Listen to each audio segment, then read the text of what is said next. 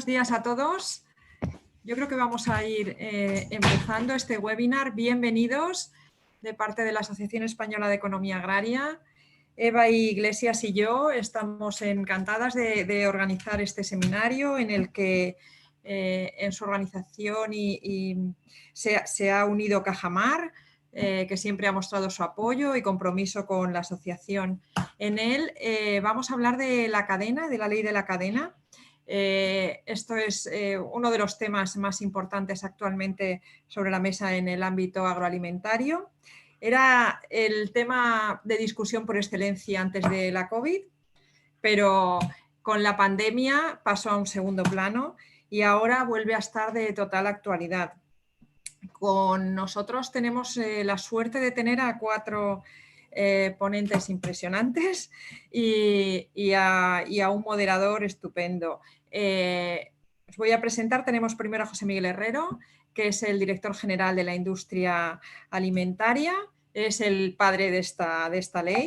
Tenemos también a Isabel Bardají, que es catedrática de la Universidad Politécnica de Madrid, a María José Hernández, que es embajadora del MAPA en Francia y en la OCDE, y a Tomás García Azcárate, que es investigador del CEIGRAM y vicedirector del Instituto de Economía, Geografía y Demografía.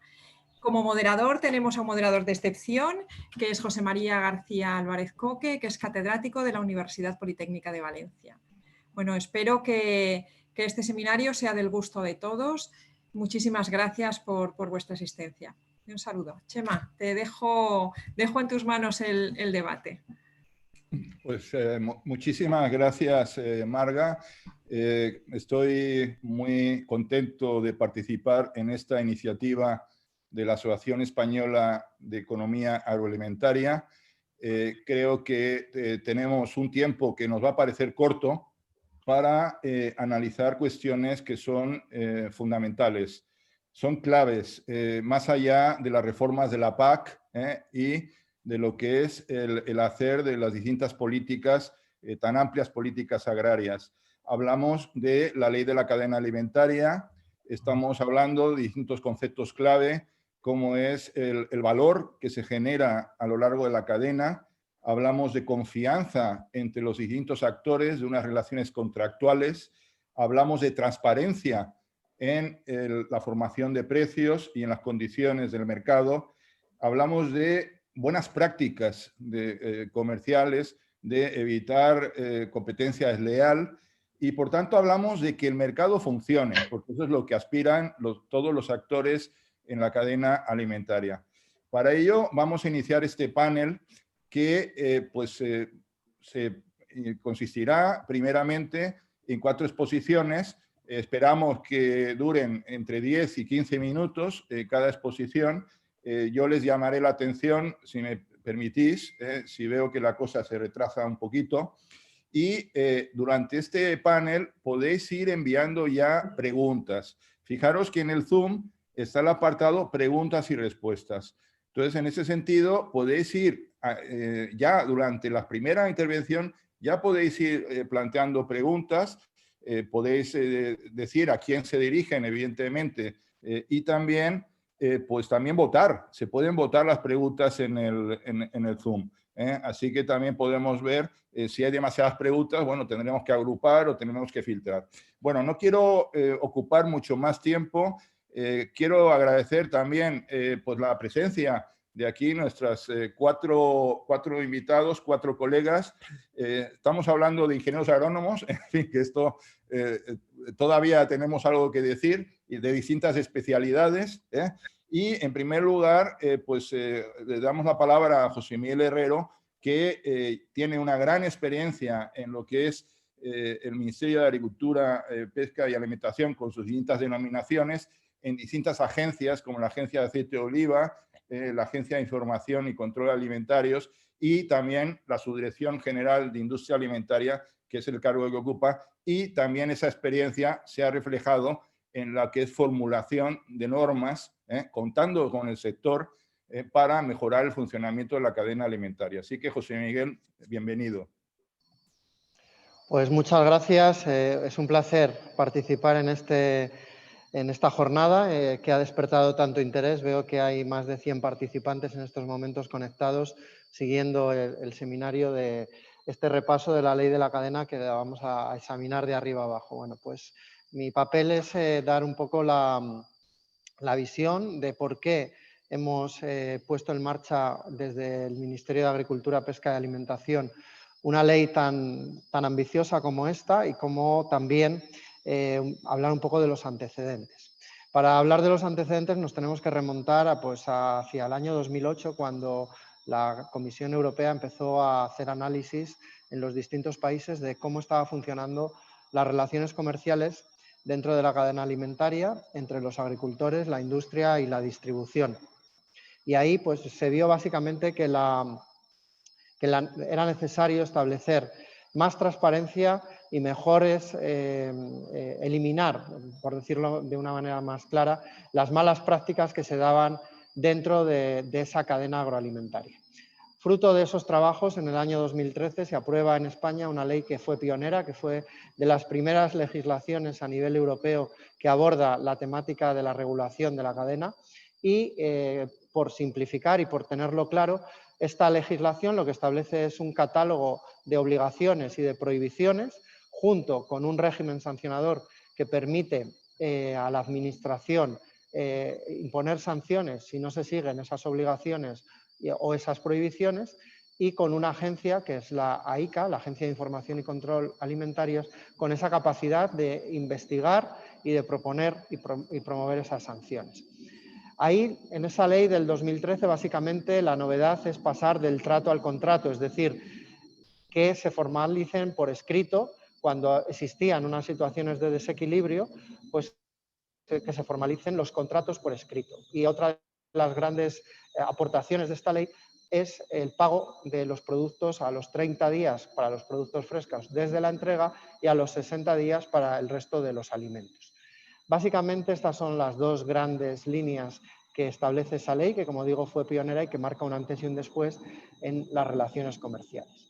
Posteriormente, bueno, pues después de varios años de desarrollo y de aplicación de esta ley, en la cual pues hemos visto cómo esas relaciones sí que se han empezado a formalizar por contratos, se vio por parte de este gobierno la necesidad de hacer un cambio en la ley de la cadena alimentaria, especialmente para adaptarla a la nueva normativa que había surgido de la Unión Europea a través de una directiva de prácticas comerciales desleales que obligaba a todos los Estados miembros a hacer una transposición de esa directiva al ordenamiento jurídico antes del año 2021.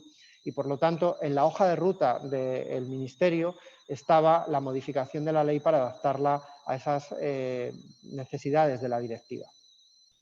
Si todos ustedes recuerdan qué pasó al principio de este año, pensamos en la pandemia, pero antes de que en marzo se decretara el estado de alarma y bueno, pues estuviéramos viviendo pues la pandemia de la COVID-19, sí recordan, pues ocurrió que los agricultores empezaron a reivindicar y a reclamar a través de manifestaciones unos precios justos, una remuneración más equitativa por el trabajo que realizaban en su trabajo dentro de la cadena alimentaria. En ese sentido, el Gobierno cambió la ley de la cadena en dos fases. Se decidió que en lugar de esperar a la transposición de la directiva y hacer un cambio con un montón de artículos, se cambió la ley de la cadena en una primera fase a través de un Real Decreto Ley en el mes de febrero y en una segunda fase recientemente acaba el Consejo de Ministros aprobar el proyecto de ley que actualmente está en el Parlamento. Por lo tanto, la primera reforma de esta ley se produce en el mes de febrero y se produce debido a una urgencia que estaba viviendo el campo español y que era necesario dar unos instrumentos nuevos y poderosos a los agricultores para atajar esos problemas.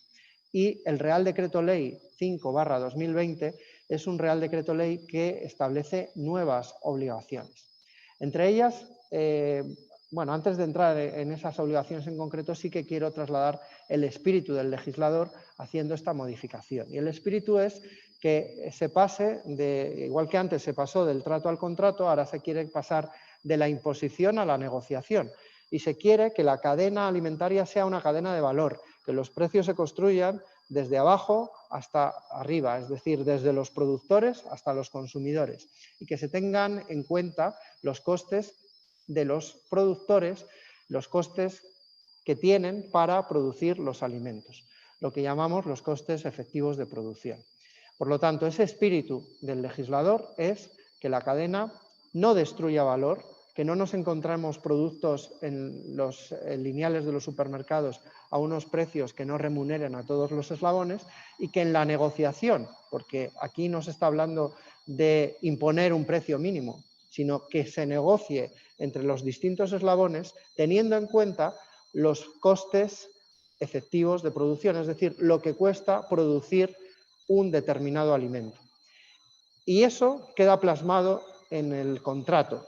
Hay que incluir una nueva cláusula que dice que el precio que se incorpora en ese contrato ha tenido en cuenta los costes de producción de ese producto.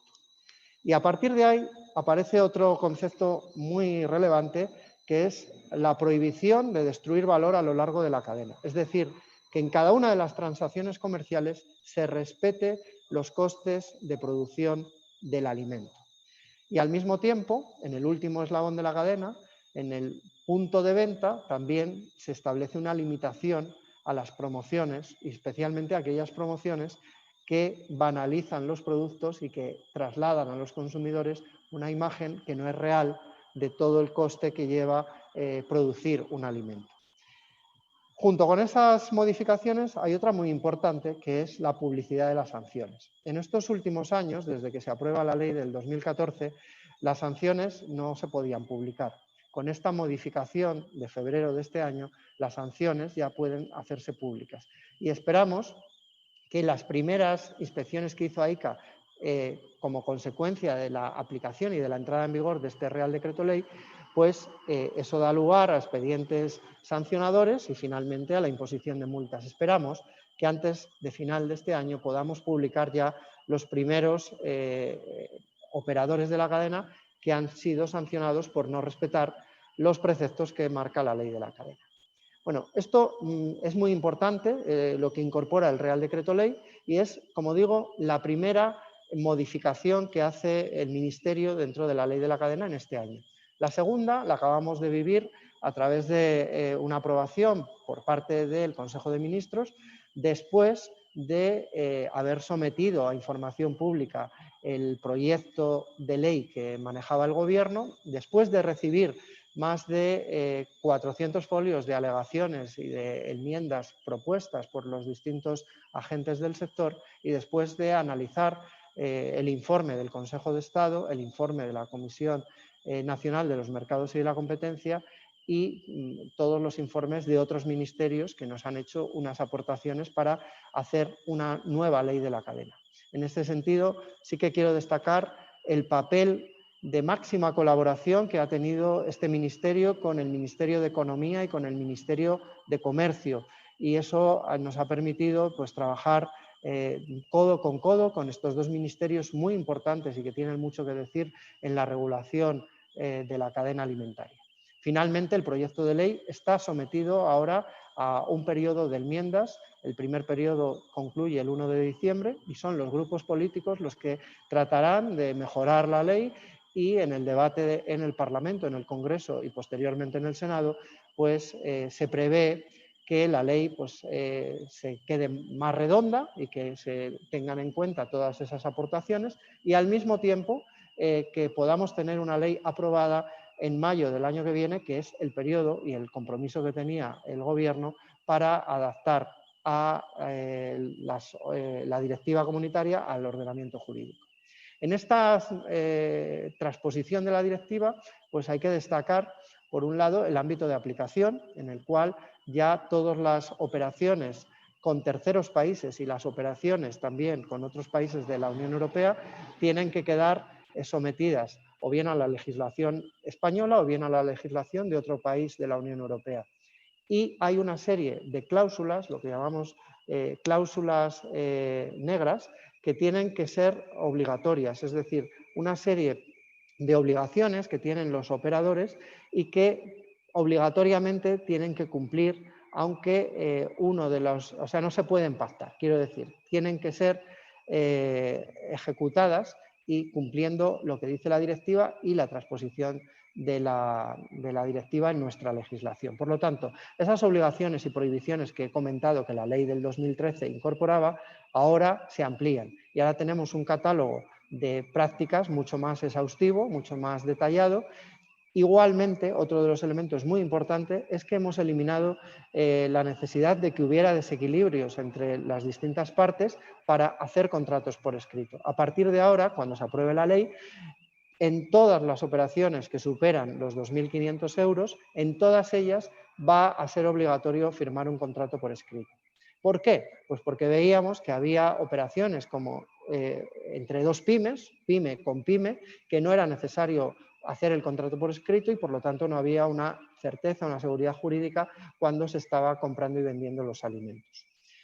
Y por lo tanto, a partir de ahora, todas las operaciones, empresas pequeñas con pequeñas, medianas con medianas o grandes con grandes, van a tener un contrato. Y por supuesto, todos los agricultores tendrán también un contrato por escrito.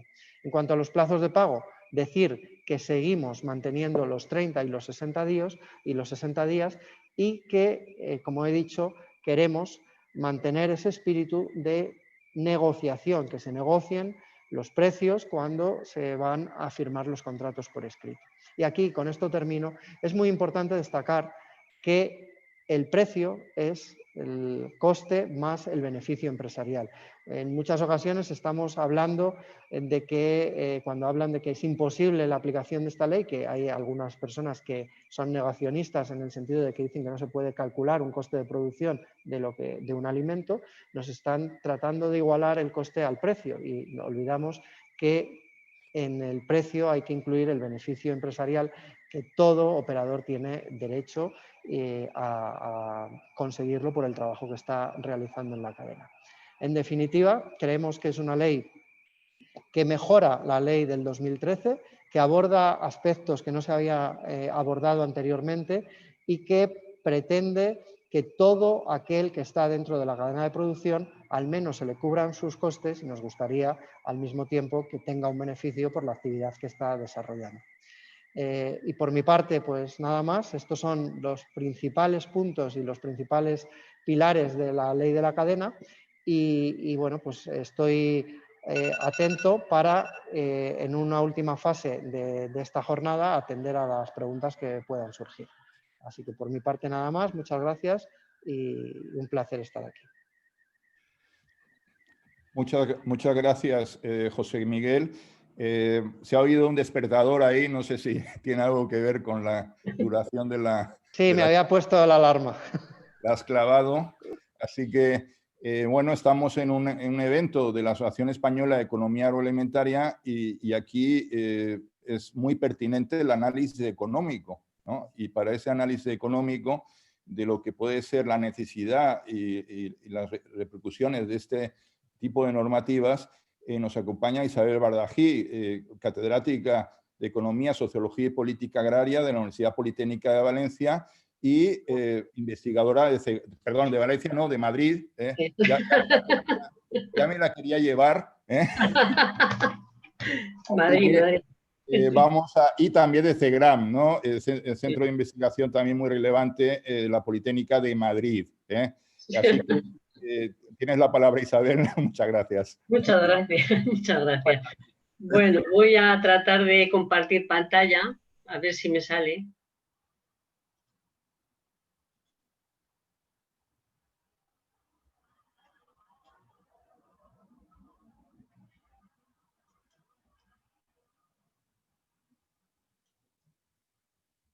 Se ve, ¿no? Sí. Bien. Bueno, bien, la regulación de prácticas comerciales, como las que nos ha explicado José Miguel, bueno, está basada en, o trata de evitar un posible abuso o un posible abuso de existencia de poder de mercado, para lo cual es importante también tratar de ver si existe ese poder de mercado. Y aquí es lo que me voy a centrar yo en esta presentación, que lo único objetivo que tiene, bueno, es tratar de dar algunos principios, algunos datos que nos hagan ver la situación del sector agrario y el sector agroalimentario en la cadena de valor. Como sabéis, existen dos artículos en los tratados por los cuales están prohibidos determinadas conductas, la conducta colusiva por el artículo 101, que se refiere a aquellos acuerdos y prácticas concertadas que impiden la competencia. Esto en general afecta a la negociación de precios o a la utilización de instrumentos de gestión de oferta por parte de productores que impiden la colusión, y el abuso de posición dominante, que implica una posición de fuerza económica que disfruta una empresa y que le permite obstaculizar el mantenimiento de una competencia efectiva. Y este artículo se refiere básicamente a las prácticas comerciales desleales. Así, de aquí la importancia de analizar este tema, en el sentido de ver si existe o no esta posición dominante y, en caso de que existiese, si puede dar lugar a posibles abusos. Antes de empezar, pues podríamos definir lo que entendemos como poder de mercado. Así se entiende que una empresa tiene poder de mercado si puede establecer precios por encima de los costes marginales, imponer unas condiciones más favorables para sus intereses. De forma más amplia se puede hablar de poder de compra, que es la fuerza negociadora que tiene un comprador con respecto a un vendedor, que sería el que puede ejercer la distribución o la industria de transformación posible, o el poder de venta, que es la fuerza negociadora que tiene un vendedor respecto a un comprador, que sería, por ejemplo, el que puede ejercer pues, la industria de piensos compuestos o la industria de fertilizantes. Aquí tenemos una cadena de valor amplia donde podemos ver todos los pasos, o podríamos ver todos los pasos donde se puede ejercer este poder de mercado. Este gráfico está sacado de un estudio importante sobre la cadena agroalimentaria en España que se realizó en el IES bajo la dirección de Juan José Toribio, pero yo lo voy a simplificar y voy a ampliarlo hacia atrás. Es decir, nosotros podemos podemos considerar a los agricultores en medio, digamos, de toda esta cadena como compradores de factores de producción y como vendedores a la transformación o a la distribución de sus productos, y la transformación asimismo como vendedor de productos a la distribución. En estos gráficos, así muy simples, veis que en un lado se puede ejercer o se podría ejercer poder de venta, actuando en las empresas suministradoras de factores de producción como monopolistas, con lo cual en el equilibrio competitivo los precios que imponen a los agricultores serían superiores a los precios competitivos, y por otro lado tendríamos el monopsonio o oligopsonio, ¿no? Donde la empresa compradora que controla la demanda del producto ejercería un poder de forma que el precio de mercado sería o podría ser inferior al precio competitivo.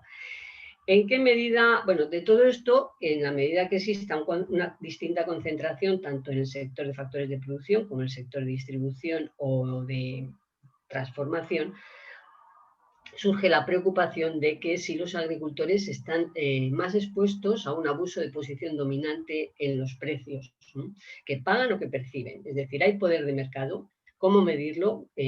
Hay muchos índices, pero quizá la forma más fácil es a través de la cuota de mercado de las 4 o 5 mayores empresas del sector. Y otro aspecto importante es cómo se ejerce. Puede que este poder no se ejerce a través de los precios, sino a través de las prácticas comerciales desleales, es decir, su abuso. Os voy a presentar algunos datos, tanto en el sector de los factores de producción como en el sector de la distribución y la transformación, y también en la agricultura, para ver si podemos hablar de poder de mercado. En el sector de los factores de producción, algunos datos. Tenemos que después de los procesos de fusión que se han producido en las semillas y en los productos en el sector de agroquímicos, ahora mismo 4 grandes empresas controlan más del 60% del mercado global de semillas y más del 80% de los fitosanitarios. En los fertilizantes la concentración también es elevada, aunque no tanto. Las 8 compañías más importantes controlan el 30% del mercado global de fertilizantes.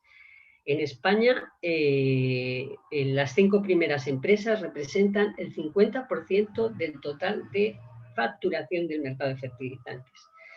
Y si nos referimos a la maquinaria agrícola, pues en 2014 vemos que las 3 primeras empresas totalizaron la mitad de las ventas mundiales de maquinaria agrícola.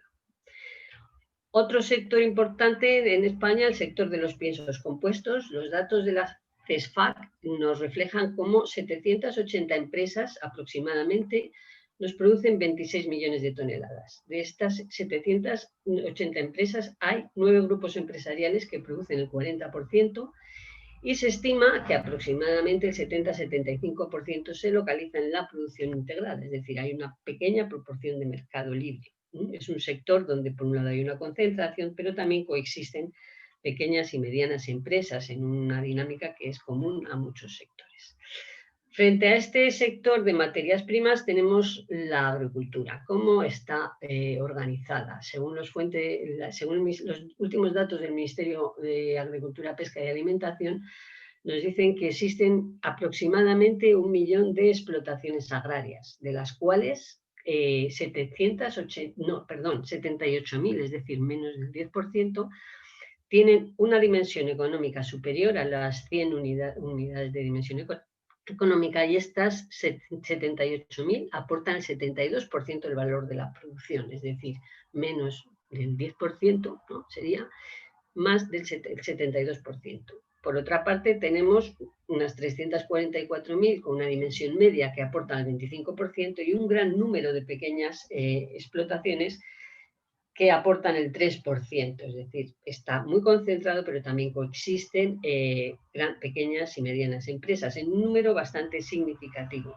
Gran parte o parte del sector productor, quizá menos de lo que sería deseable, está agrupado en cooperativas. Las cooperativas agroalimentarias responden a un patrón similar. Aquí los últimos datos obtenidos del Observatorio Socioeconómico del Cooperativismo Agroalimentario Español de 2017, vemos como en número las más importantes son las pequeñas cooperativas, sin embargo, solo aportan las microcooperativas, pues aportan tan solo el 2,8% de la facturación, mientras que las grandes, pues casi el 50%. Además, lo que es más significativo, si observamos la tendencia es al aumento de las grandes cooperativas, es decir, a la concentración de las cooperativas.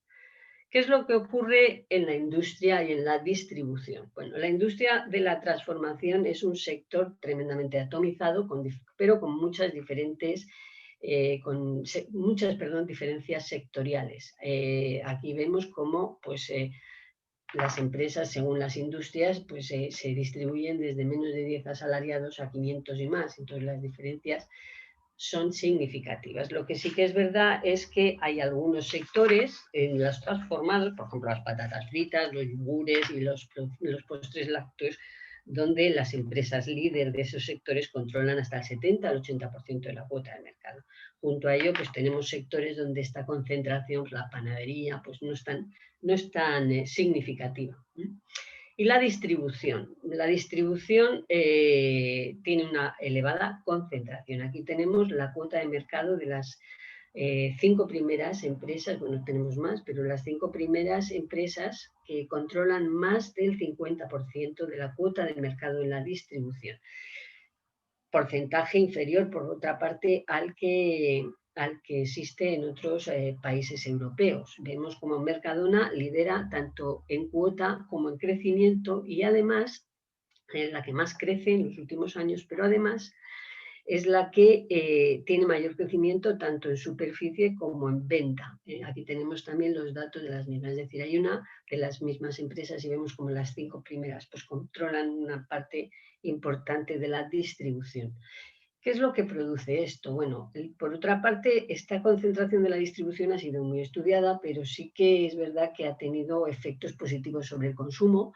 No tiene por qué ser negativo. Mayor variedad de productos a disposición del consumidor, ha aumentado la calidad, nos ha reducido los tiempos de compra, ha actuado como un elemento amortiguador de variaciones bruscas, y también es un sector muy competitivo para Esto lo ha conseguido a base de bajar no de bajar los precios, de mantener una estructura de precios competitiva con las otras cadenas y tiene márgenes muy reducidos. Los márgenes de la distribución se estiman entre el 1 y el 3%, son bastante estables en el tiempo, frente a entre un 15 y un 30% que puede ser los márgenes de la transformación, es decir, que márgenes reducidos, lo cual le condiciona en la estrategia de fijación de precios. En definitiva, lo que hemos visto con estos datos, o lo que he pretendido transmitir, es que la concentración se da en todos los sectores, aunque es cierto que es mucho más elevada en algunos sectores de materias primas, de factores de producción, en la industria, sobre todo en algunas industrias, y en la distribución, que en el sector agrario, lo cual se traduce en la existencia de un poder de mercado. Esto quiere decir que si existe este poder de mercado, el abuso sí que puede dar lugar a la realización de prácticas comerciales desleales. No tiene por qué, pero sí que podría dar. Y en este sentido, bueno, pues los informes de la competencia, si no detectan prácticas generalizadas que atenten contra la libre competencia en este sector, aunque sí cuestionan la utilización de algunas prácticas que podrían llevar y podrían aconsejar el desarrollo de una normativa clara que controle los posibles abusos, en el sentido de lo que se está desarrollando aquí, lo que nos ha expuesto José Miguel. Bueno, he pretendido ser útil y aportar algunos datos. Muchas gracias.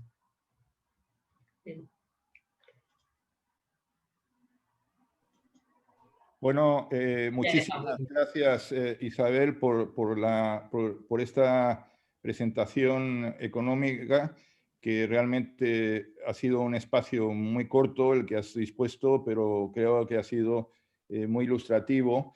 Como ven, estamos combinando la visión desde la administración pública con una visión académica, ¿no? Y también, evidentemente, aquí en la sala nos están acompañando personas de distintos eslabones de la cadena, desde la industria, el sector cooperativo, el sector productor. Y en esta combinación también pues, nos interesa pues, la visión desde el sector público de lo que se está haciendo en Francia. Aquí hay preguntas ya en la sala sobre la legislación francesa. Para ello nos acompaña María José Hernández, que como funcionaria del Ministerio de Agricultura, Pesca y Alimentación, pues ha ocupado distintos cargos con una gran experiencia en la Subdirección General de Frutas y Hortalizas del MAPA, pero también con puestos de representación en distintas entidades en la Comisión Europea y ahora como consejera de Agricultura, Pesca y Alimentación ante la OCDE, y por tanto tiene esa visión comparativa que es tan necesaria, porque tenemos que situar nuestra legislación con respecto no solo a lo que nos dice Europa que tenemos que hacer, sino también con respecto a lo que están haciendo otros países que presumiblemente van más avanzados en lo que serían estas legislaciones para equilibrar o para mejorar la transparencia de la cadena. Así que muchísimas gracias, María José, por participar y tienes la palabra. Muchas gracias, Chema. Buenos días a todos. Voy a intentar con mi breve presentación transmitiros qué es lo que está pasando en Francia. Como decía Chema, soy consejera ante la OCDE, pero también consejera en Francia. Y siempre parece que estamos mirando a Francia como modelo a seguir en algunas cuestiones. Y yo creo que es interesante saber qué es lo que está pasando en Francia en esta cuestión. Entonces, os voy a contar el proceso de los Estados Generales de la Alimentación en Francia. La terminología de Estados Generales de la Alimentación, Estados Generales, viene de la época de antes de la Revolución Francesa. A los franceses les gusta bastante estos nombres rimbombantes y los Estados Generales sabéis que era la terminología que usaban los reyes para convocar a todos los estamentos cuando había una crisis a una asamblea extraordinaria. Pues esto es lo que hizo Francia, considerando que había una crisis importante, que había un problema en el sector agroalimentario y convocó durante 6 meses a todos los sectores de la cadena, producción, industria, distribución, consumidores, ONGs, sector bancario, aseguradoras. Todos se sentaron, por supuesto, la administración en torno a una mesa, en torno a talleres, durante 6 meses para debatir dónde había que llevar la política agroalimentaria francesa. Y de ahí surgieron dos cuestiones muy importantes para la futura política agraria francesa. La primera, los planes estratégicos de los Estados Generales de la Alimentación. Macron se involucró hasta tal punto que en una de sus conferencias al sector dijo: yo quiero que después de todo este debate cada sector presente un plan de a dónde quiere llegar y cómo en los próximos años. Hay que tener en cuenta que en Francia se han desarrollado de manera histórica, de forma muy interesante, las organizaciones interprofesionales, y estas organizaciones interprofesionales que existen en todos los sectores, en casi todos los sectores son interprofesionales largas. Largas, cuando digo largas, quiere decir que incluyen a la gran distribución e incluso a la restauración colectiva y otras etapas posteriores de la cadena. Esas interprofesionales se sentaron en medio de ese debate para hacer un plan y presentarlo a la administración, que yo creo que fue un proceso muy importante, porque a veces no solo es importante el resultado, sino también cómo se llega. El gran otro resultado de este proceso de los Estados Generales de la Alimentación fue sin duda la que todos conocemos como la Ley de los Estados Generales de la Alimentación, de la que os voy a hablar. Esta Ley de los Estados Generales de la Alimentación fue una ley que se debatió durante, pues bueno, se empezó a tramitar en enero del 2018 y se publicó el 1 de noviembre. Tuvo sus vaivenes entre Asamblea y Senado porque no se ponían de acuerdo.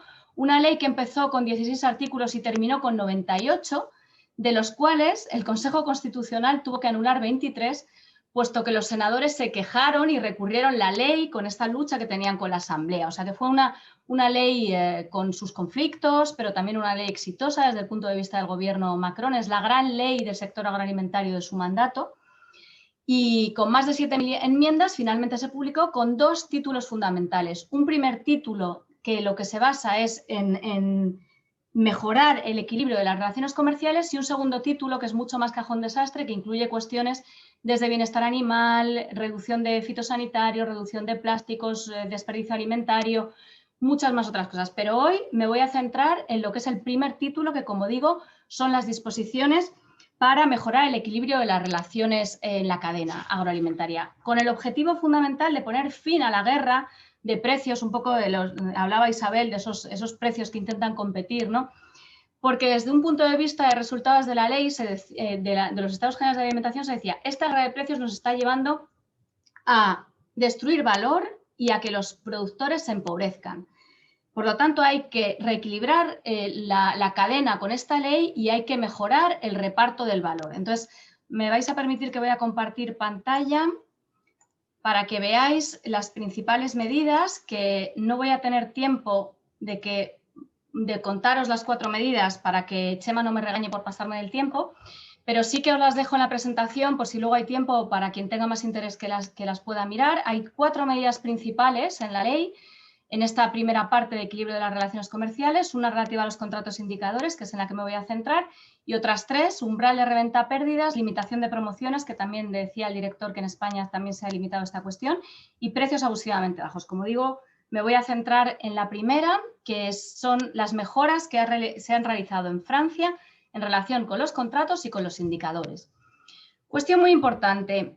El director decía que en España en el año 2013 se pasó el trato al contrato. Pues en Francia todavía no hemos pasado el trato al contrato y, de hecho, contratos obligatorios en el primer eslabón de la cadena solo son obligatorios actualmente en Francia en el sector lácteo, en algunas denominaciones de origen vitivinícolas y en el vacuno de carne Label Rouge. Label Rouge es una figura de calidad francesa que tiene un pliego de condiciones que sea muy presente sobre todo en productos de ganadería. ¿Esto qué quiere decir? Que en Francia hay 2 maneras de hacer los contratos obligatorios. La primera por decreto, un poco siguiendo el modelo de la OCM, que nos permite extender los contratos, hacerlos obligatorios en cualquier sector.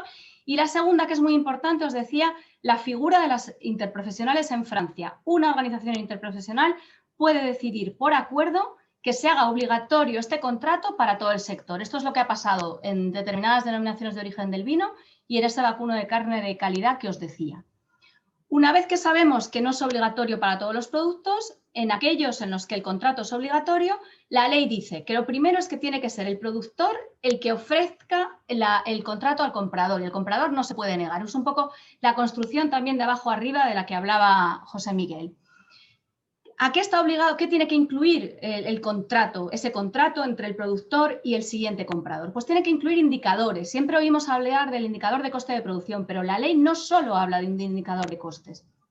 Conforme a la ley francesa hay que incluir al menos un indicador de coste de producción y su evolución, al menos un indicador de cómo se está comportando el precio de ese producto en el mercado donde están operando productor y comprador, y al menos un otro indicador sobre, por ejemplo, el pliego de condiciones que respeta, la denominación de origen, la trazabilidad, la calidad.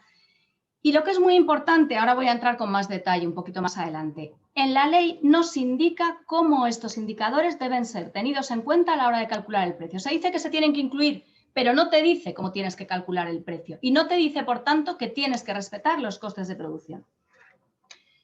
¿Quién tiene que fijar estos indicadores? Esto también fue un motivo de gran debate entre los distintos cámaras en Francia, puesto que el Senado, que hablaba un poco por el sector productor, decía es que tiene que ser el Observatorio Francés de Formación de Precios, que es similar al observatorio que existe en España, el Observatorio de la Cadena, tiene que ser el observatorio el que los fije. Y la Autoridad de Competencia francesa dijo no puede ser ese observatorio el que los fije, porque entonces sería una manera de fijar un precio y es contrario a las normas de competencia de las que hablaba Isabel. Tienen que ser las organizaciones interprofesionales las que fijen estos indicadores y las que además deben difundirlo. Pero no solo ellas, puede establecerlas también otros organismos como las cámaras de agricultura, como los institutos técnicos que existen en Francia. Y para ello las interprofesionales, si quieren, pueden preguntar asesoramiento al observatorio, pero nunca será el observatorio el que lo fije. Cuestión también muy importante es que, como os decía, otros organismos pueden fijar indicadores.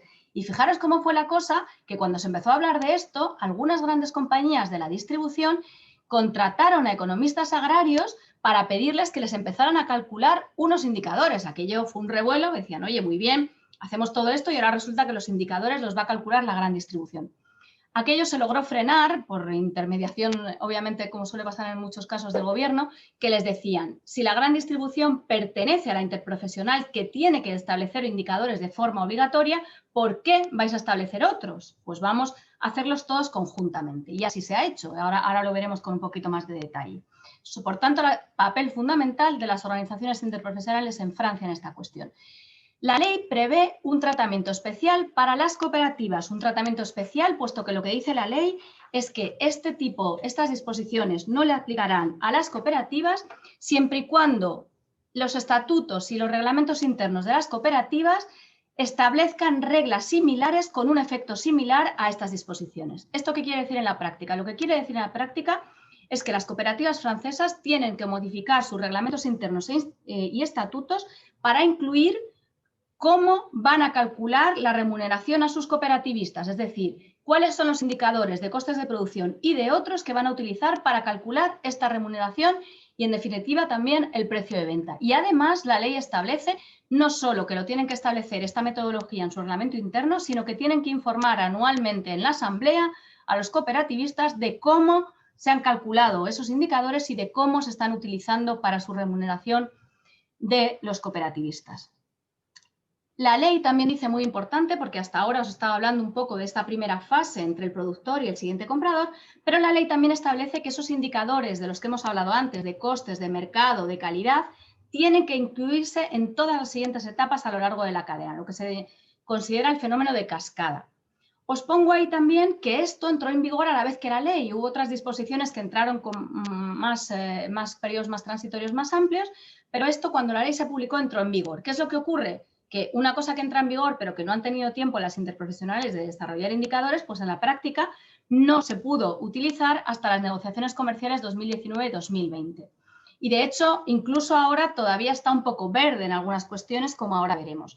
Ahí os pongo que la Dirección General de Competencia y de Represión de Fraude y de Calidad y de Represión de Fraude, que es una dirección general que depende del Ministerio de Economía en Francia y que es la responsable de ver cómo se cumple esta ley, de controlar y sancionar, porque la ley francesa también incluye sanciones. Ahí os pongo que en el caso de que no se respeten los contratos, las sanciones son de hasta el 2% de la cifra de negocios. Ahí esos controles corresponden a esta Dirección General, que es un organismo transversal que controla todos los sectores, controla las cuestiones sanitarias, controla los fraudes de etiquetado, controla pero en juguetes y en manzanas, es decir, es transversal para todos. Pues esta dirección general tuvo que sacar unas líneas directrices un poco explicativas con algunos aspectos de los indicadores que no se entendían bien. La dirección general ha empezado a hacer algunos controles, os pongo ahí exploratorios, porque es la terminología que utiliza la dirección general en 2020, porque de verdad que nos dicen, es que todavía no sabemos por dónde empezar. Estamos empezando a ver qué contratos están haciendo, cómo van las etapas, pero realmente todavía no hay un plan de control en marcha y por lo tanto tampoco se están aplicando sanciones. ¿Cómo está funcionando esto en la práctica? ¿Cuál es un poco el enfoque sectorial? Pues la realidad es que todas las grandes interprofesionales francesas han elaborado indicadores de todos los que establece la ley, los han publicado en su ley, en sus webs en la mayoría de los casos.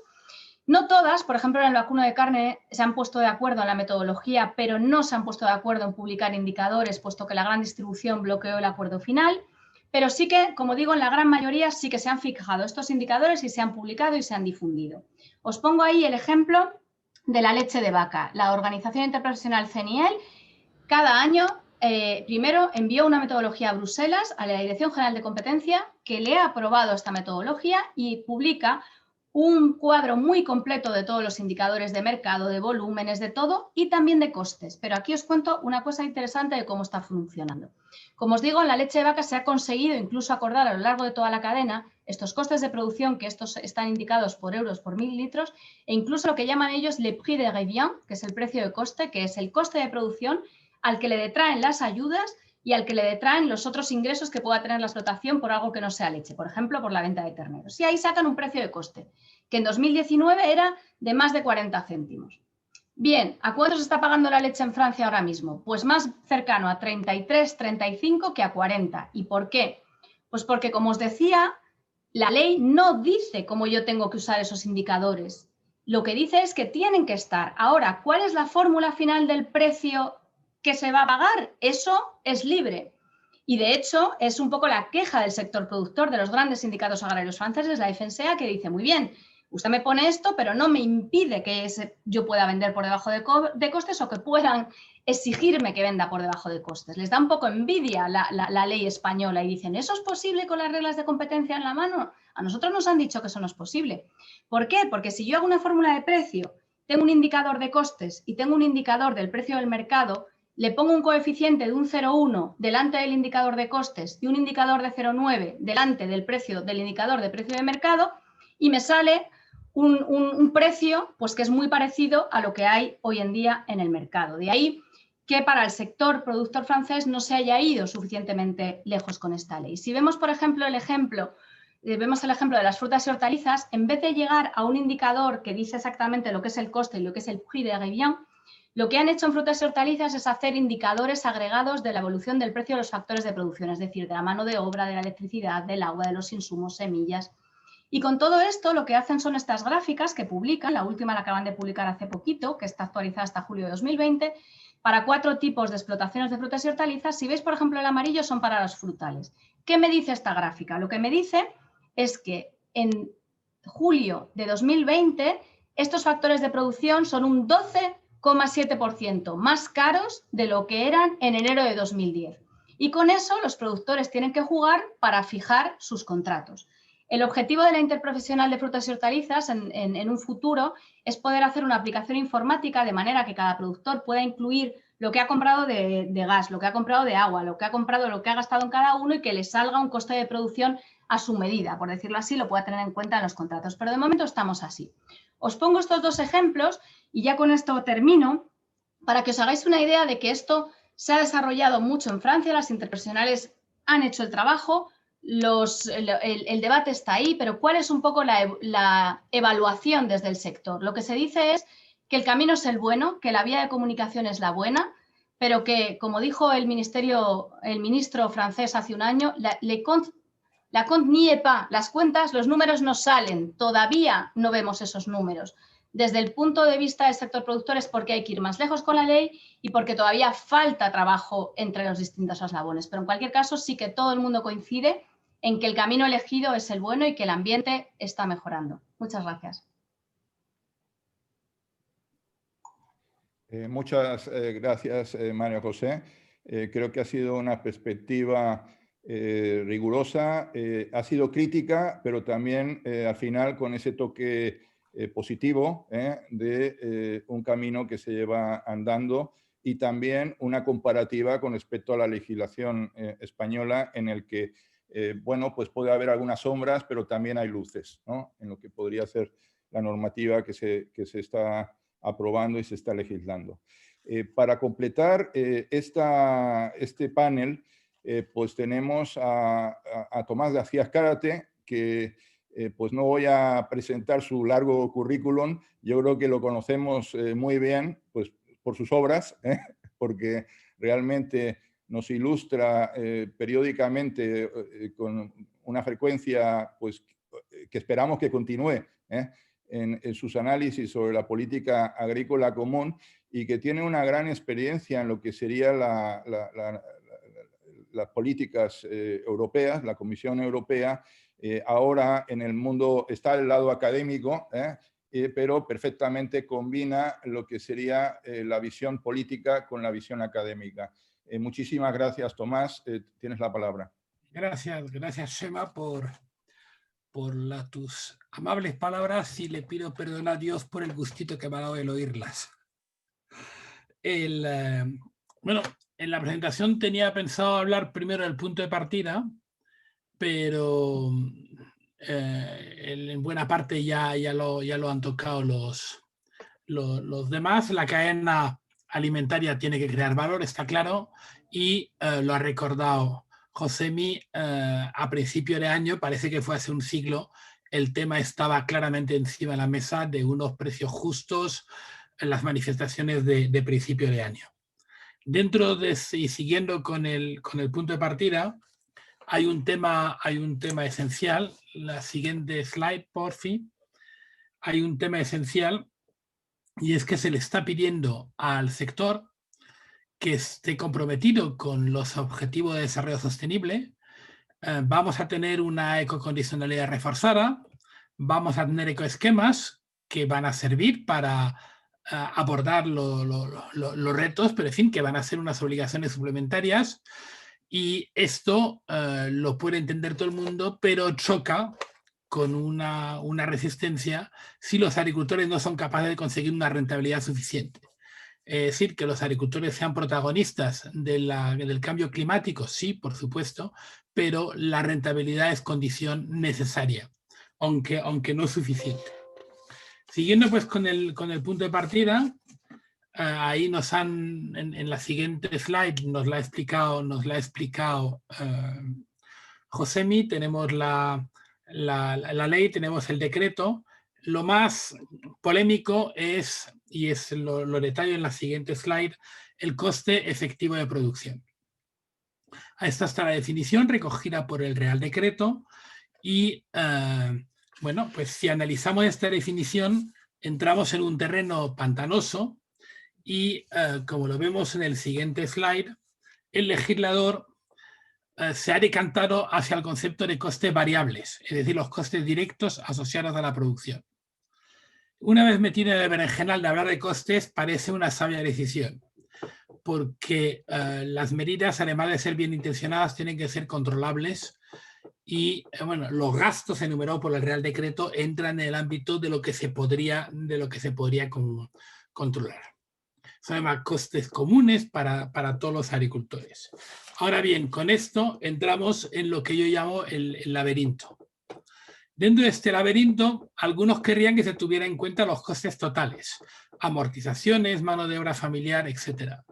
Yo el último estudio global que he visto sobre costes de producción a nivel europeo llegaba, si se tenía en cuenta los costes totales, es decir, la mano de obra familiar y las amortizaciones, incluyendo las amortizaciones del capital invertido, encontrábamos con que siempre, en todos los sectores, los agricultores venden por debajo de este coste total. Pero es que además de vender por debajo de este coste total, la respuesta que tienen a esta venta, en principio, según el cálculo a pérdidas, es aumentar la producción. Eso de pierdo en cada kilo, pero me compenso multiplicando los kilos, ¿no? Eso nos demuestra que esta visión del coste total no tiene razonamiento, lógica económica. Dentro del laberinto en que estamos, Los precios, la idea es que se construyan de arriba abajo, pero eso es posible en sectores en que somos hacedores de precios y no tomadores de precios. Y en el sector agrario son muy escasos los sectores en donde Europa o incluso España es capaz de ser un price maker y no un price taker. Por lo tanto, ahí es una primera pérdida dentro del laberinto. Lo segundo es, en un mercado abierto, ¿qué pasa cuando nuestros competidores ofrecerán precios a productos más bajos que los nuestros costes variables? Y eso estamos pensando en terceros países. Ahora mismo en el tema del pepino tenemos un problema en el mercado del pepino porque los holandeses y los belgas están en final de campaña, con la cola de campaña que han prolongado, y sus costes de producción de cola de campaña, una vez que han amortizado todas las inversiones y todos los gastos, son costes ridículos y por lo tanto están entrando en el mercado con unos pepinos a precios muy bajos que compiten con la producción española que está entrando con sus costes de producción.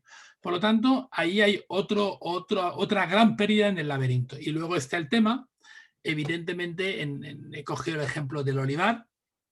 Este es el olivar que yo apadrino personalmente, os lo presento.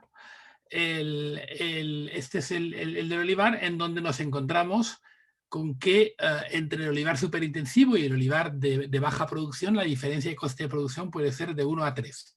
Y lógicamente el precio de mercado va a estar marcado por la última tonelada necesaria para encontrar un equilibrio entre oferta y demanda, y eso puede hacer que se quedaran fuera de mercado los olivares menos competitivos. Por lo tanto, seguimos en el laberinto de la pesadilla, y pasando a la siguiente slide, en productos perecederos con gran variabilidad de precios, ¿qué hacemos? Los operadores lo que buscan es un precio medio razonable, aceptable para toda la campaña.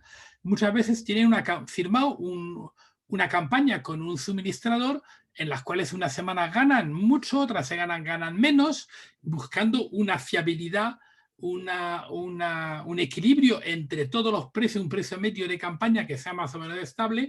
Y bueno, la fiabilidad comercial, tú no puedes dejar de suministrar a un cliente porque en un momento dado tengas un problema de que el precio de mercado caiga por debajo de una referencia la que sea. La fiabilidad comercial es un elemento absolutamente esencial de las relaciones de confianza entre clientes, y evidentemente esto también chirría dentro del laberinto. Y en productos no perecederos, si no queremos ser especuladores, una cooperativa aceitera o una cooperativa de cereales lo que tiene que hacer es ir vendiendo a lo largo de la campaña poco a poco la producción, de tal manera que al final vaya buscando un precio medio que sea ponderado y le permita evitar las catástrofes en el caso de que haya un hundimiento de mercado. Por lo tanto, estas estrategias comerciales prácticas, esta sesión de mercado chirría y nos hace perder en el laberinto. Entonces, ¿dónde podemos encontrar los hilos de Ariadna que nos permitan salir de este laberinto? El primero, y eso lo está haciendo el Ministerio y es de subrayar, es la recuperación del seguimiento de los mercados. Y eso es extremadamente importante, tener información fiable. Nos lo ha explicado María José en Francia. Es un elemento importante, tanto públicos como interprofesionales, de costes de producción, de precios. Hemos visto lo que hacían los de la leche. Luego, yo creo mucho más en el uso de indicadores porcentuales que marquen la evolución mejor que cifras brutas.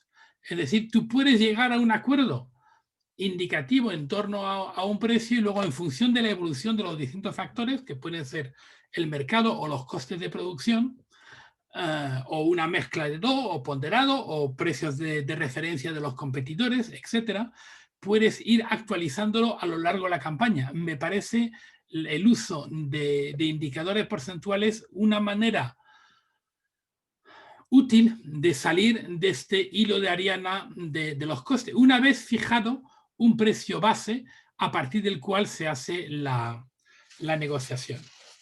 Siguiendo con el hilo de Ariadna y las conclusiones, hay distintas estrategias que me gustaría insistir sobre ellas, que permiten mejorar, defender, construir una renta suficiente para todos los actores de la cadena, incluyendo los agricultores. Y yo insisto en los actores, la eficiencia productiva y comercial, ajustar los costes, la organización productiva y comercial, la segmentación de los mercados, la multiplicación de los canales de comercialización de los clientes, la adaptación a las necesidades de los clientes, es decir, ahí la salvación del sector se construye evidentemente con una cadena comercial equilibrada, pero se construye también a base de eficiencia productiva y comercial. Y para contribuir tiene la administración, tiene el Ministerio una oportunidad de oro con el futuro plan estratégico. El futuro plan estratégico de la PAC, en donde se pueden favorecer las organizaciones de productores comerciales y sus asociaciones, diferenciando bien lo que son las organizaciones de productores comerciales, como sentencia en la Corte de Justicia Europea, en la sentencia en Divias, de las restantes, en esta confusión terminológica que hace que se llamen a cosas distintas por el mismo nombre, favorecer las organizaciones de productores comerciales y sus asociaciones. Hay la posibilidad de financiar fondos operativos en otros sectores que no son las frutas y hortalizas, realizado por, evidentemente, organizaciones de productores comerciales, hasta un 3%, que es importante. Hay la posibilidad de ligar también las ayudas acopladas a la organización de la cadena y de la producción. Hay que seguir apoyando a los grupos de investigación, es decir, hay distintas medidas que se pueden adoptar dentro del plan estratégico para colocar la organización de la cadena y de la producción como un eje central clave para conseguir este objetivo de la rentabilidad de las explotaciones. Por lo tanto, la ley de la cadena es importante, hay que intentar sacar el hilo de Ariana del laberinto en que nos hemos encontrado, pero hay otras muchas iniciativas, actividades que están en manos del sector de la administración que no podemos despreciar. Y con esto, terminando, siguiente dando las gracias por estar aquí. Recordaros que el futuro se escribe al presente y que únicamente los paranoicos sobreviven. Y terminar con la última presentación, que es la publicidad institucional, si queréis que sigamos en contacto por las múltiples redes que existen. Muchas gracias. Muchísimas gracias, Tomás. Y creo que, bueno, tenemos una visión muy completa, pero por supuesto hay muchísimas preguntas en el público. Muy difícil sintetizar. Yo voy a seguir un poco un criterio votación, pero también voy a traer alguna pregunta que puede ser de interés, aunque no esté tan votada, o también agrupar, ¿no?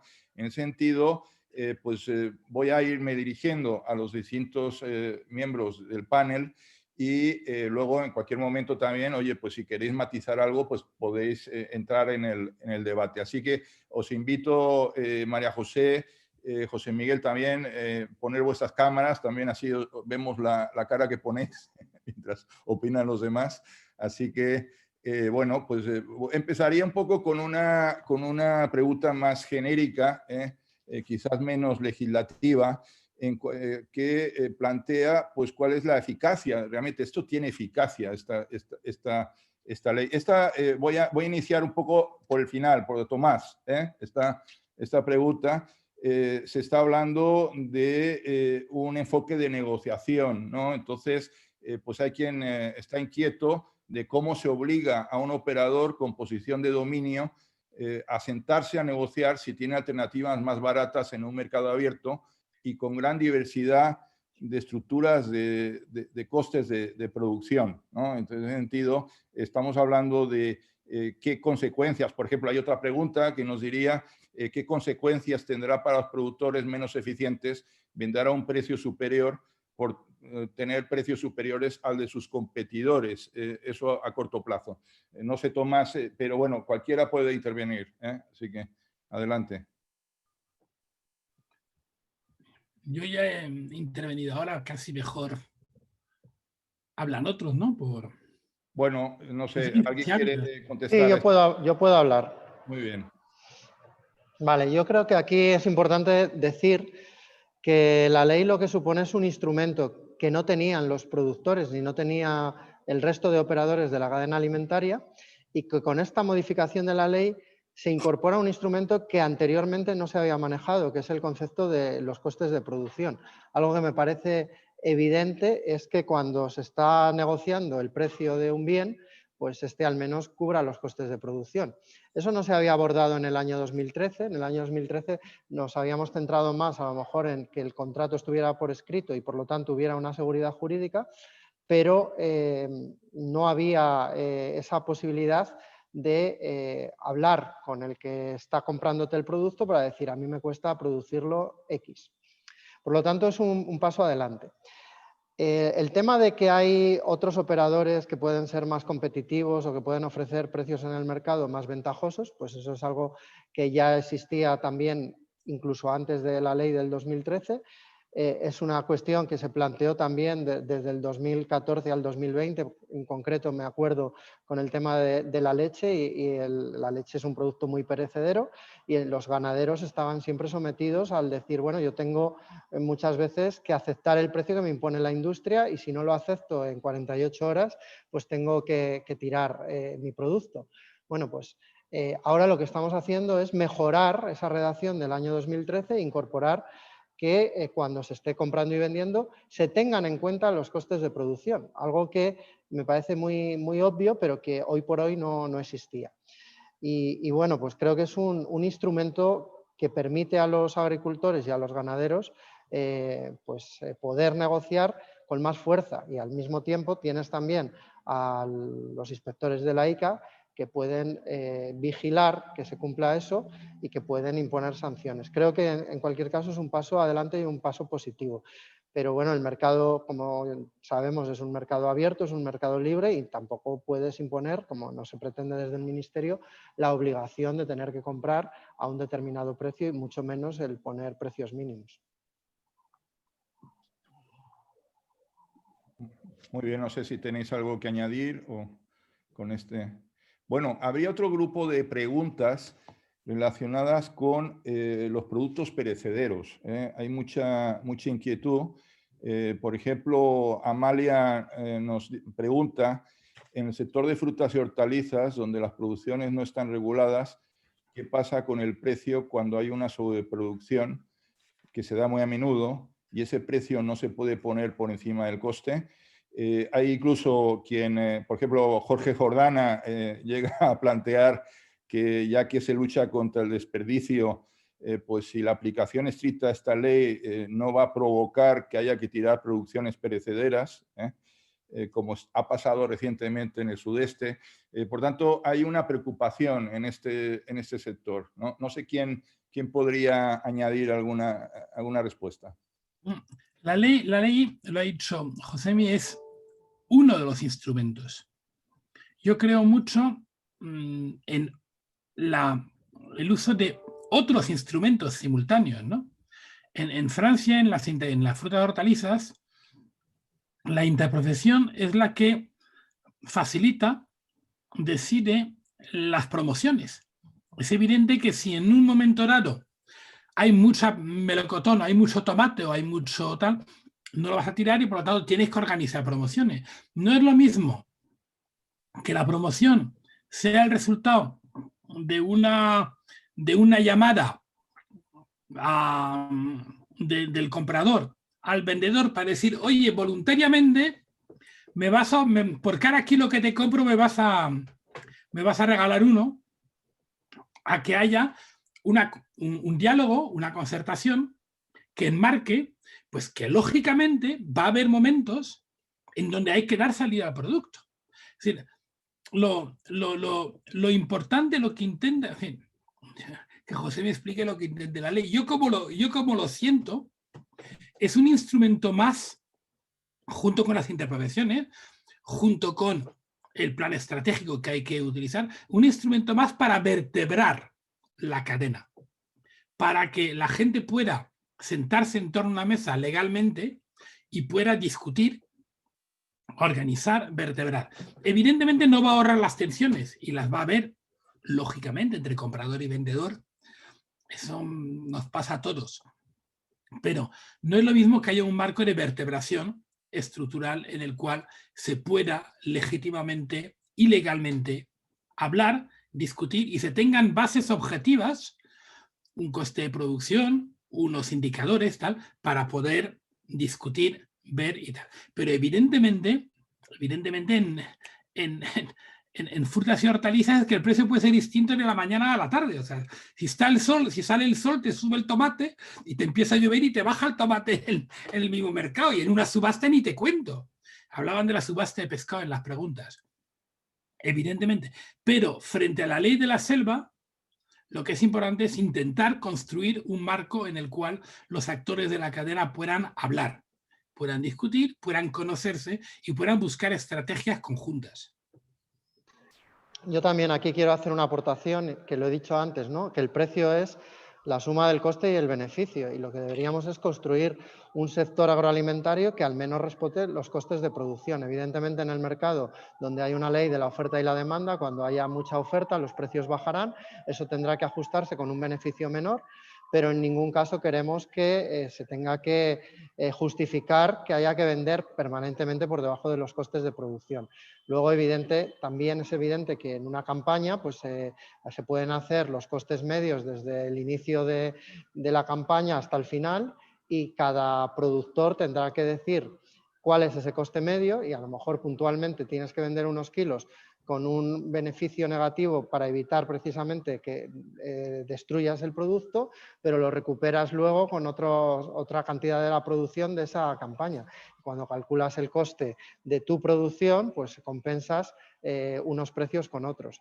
Y respecto al tema del desperdicio, es un tema que nos preocupa mucho, es un tema que evidentemente no podríamos quedarnos tranquilos diciendo que haya producciones que por no encontrar salida en el mercado acaben destruyéndose, y en ese sentido estamos elaborando, y el ministro lo anunció junto con la presentación de esta ley, cuando la presentó en el Consejo de Ministros, anunció que vamos a elaborar en el primer trimestre del año que viene una ley del desperdicio alimentario.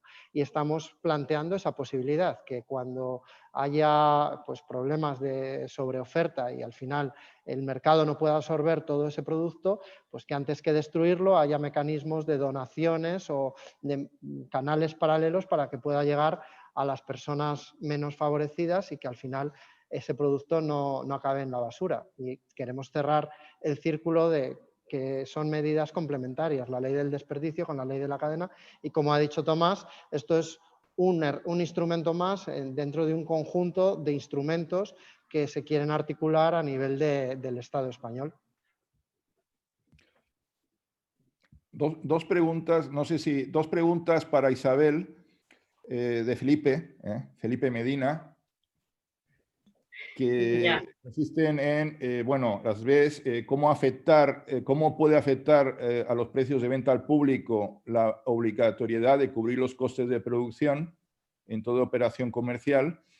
Y una segunda pregunta es sobre la medición del poder de mercado en la cadena agroalimentaria, cuando pues, hay muchísimos canales de comercialización como el HoReCa, el detallista, además de la exportación, ¿no? Por tanto, no sé, ¿qué podrías comentar?